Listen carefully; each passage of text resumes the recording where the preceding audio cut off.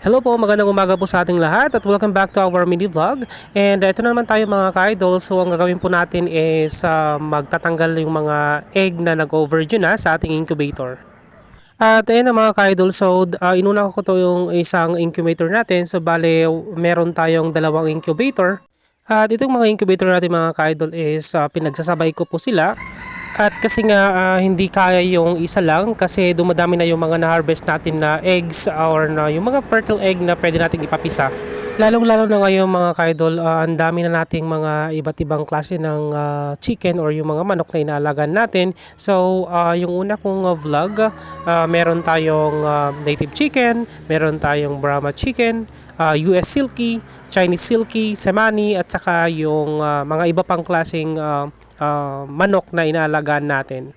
Ang kagandahan kasi mga ka-idol, pag meron tayong incubator, kahit isa lang, madali tayong makakapisa at saka makakapadami ng mga manok na alagaan natin.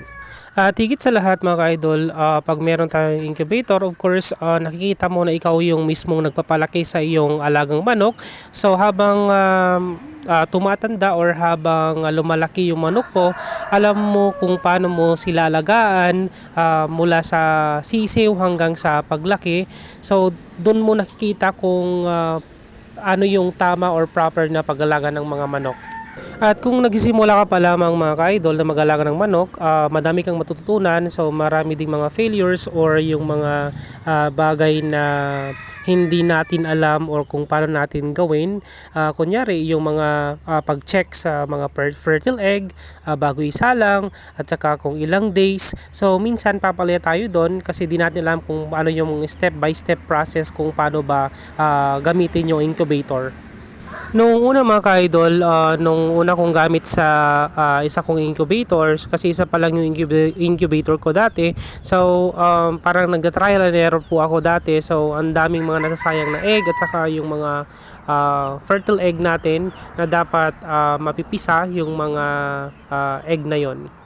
At kung napapansin niyo mga ka-idol, nagtatanggal na ako ng mga nag-overdue na egg natin kasi ito yung isa sa mga mistake na nagawa ko or siguro hindi ko naman sinasadya kasi yung incubator kasi mga ka-idol, lalong na pag may nakasalang na mga fertile egg, kailangan po yan is naka-steady po talaga yung kuryente natin.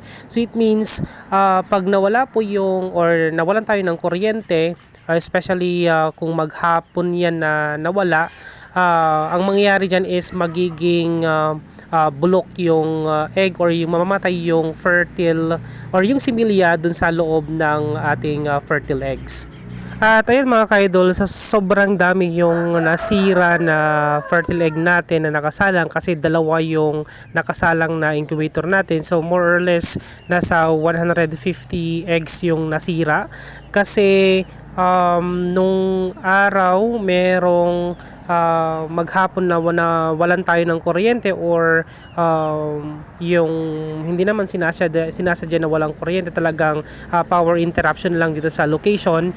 At saka meron ding yun yung maghapon at saka meron din yung mga every 5 hours at saka yung every 2 hours or every 1 hour, mga ganon. Doon nasisira yung ating fertile egg. Kaya ang daming nasira dito sa naisalang ko na eggs natin. So yan, sobrang nanghihinayang ako kasi ang daming nasira.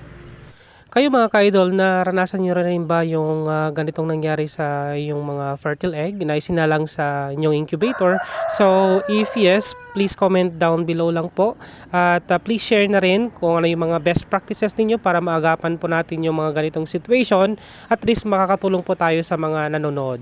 At ito nga mga ka-idol, sobrang dami ng egg. So halos isang timba po yan. Sobra-sobra na po. Kaya sobrang hinayang ko yan mga ka-idol kasi madami na sanang sisiw yan or manok.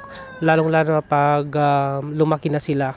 Pero okay lang yan mga ka-idol. So sabi nga nila, huwag mawala ng pag-asa. So that's only a failure. So gagamitin natin yan para at least may natutunan tayo sa mga failures natin.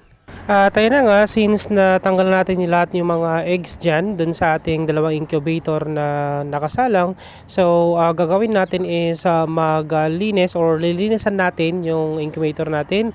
At papahingain lang natin siya ng at least 2 weeks. Kahit pa paano, makakapahinga yung ating incubator.